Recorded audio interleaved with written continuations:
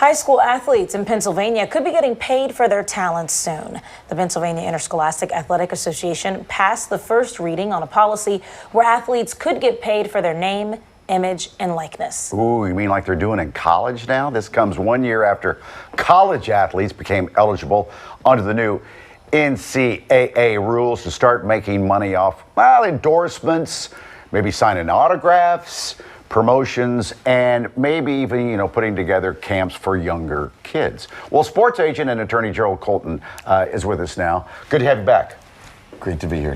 What does it mean? Did we go through the majority of ways you can make money as a high school athlete? Well, the basic way that most of these athletes are making money, whether in college and now in high school, yeah, would be by their social media following, or if they're a highly recruited athlete. And so that's where it's really a Wild West almost, since the Supreme Court allowed athletes to make money off their name, image, and likeness a couple years back with the Supreme Court ruling. Now the colleges are sort of monitoring it, but it's being used to actually recruit athletes, and that's where high school athletes might really benefit. Okay. But what are the rules now?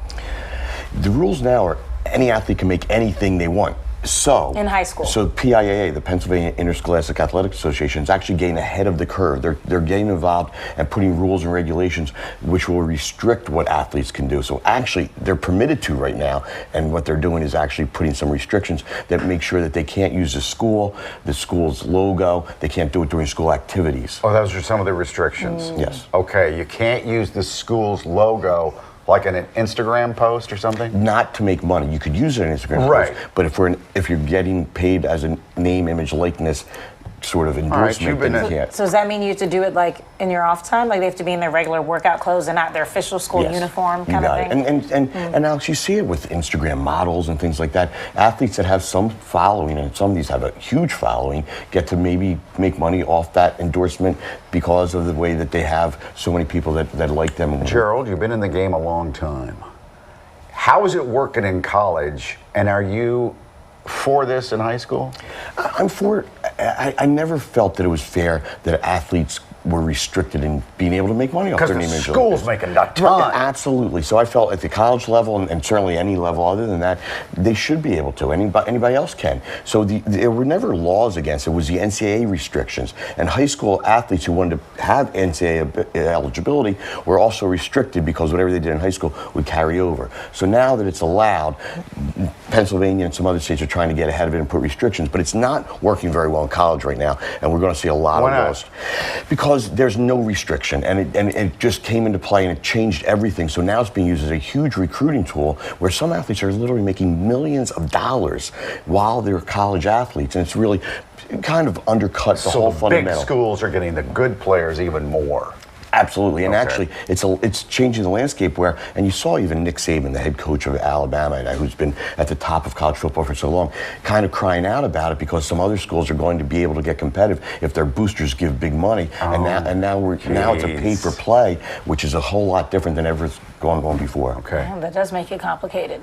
And especially because how does it transfer over? If you've one set of rules for high school, eventually they're going to go to college. So when they go to college, you have to wipe out. Can they still keep the same endorsements?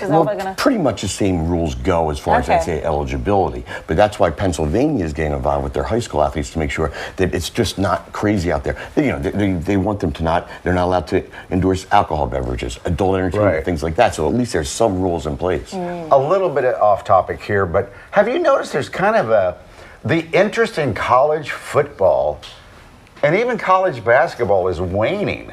Have you noticed that? Well, I think because people are fed up with the fact that it's no longer amateur athleticism. Yeah, I think that's and the big money kind of takes away the appeal of it. So I think that part of it, look, we lost Jay Wright recently, one of the greatest college coaches you could ever have in the city. And I think it had something to do with this. Just a changing landscape where he no longer enjoyed it from what he had done for all these years. Well, Villanova has a lot of high roller alumni, though. They do. Oh God, it's about money. Here's one last thing on it. Right. The difference also between athletes in college and high school is that athletes in high school are generally under 18. Right. So it's sort of who is allowed to sort of be parenting them or making these decisions for them. All that stuff will play out over time, and we're really just at the tip of this iceberg. Okay. Nice job. Thank you. Thank you. Thank you. Excellent.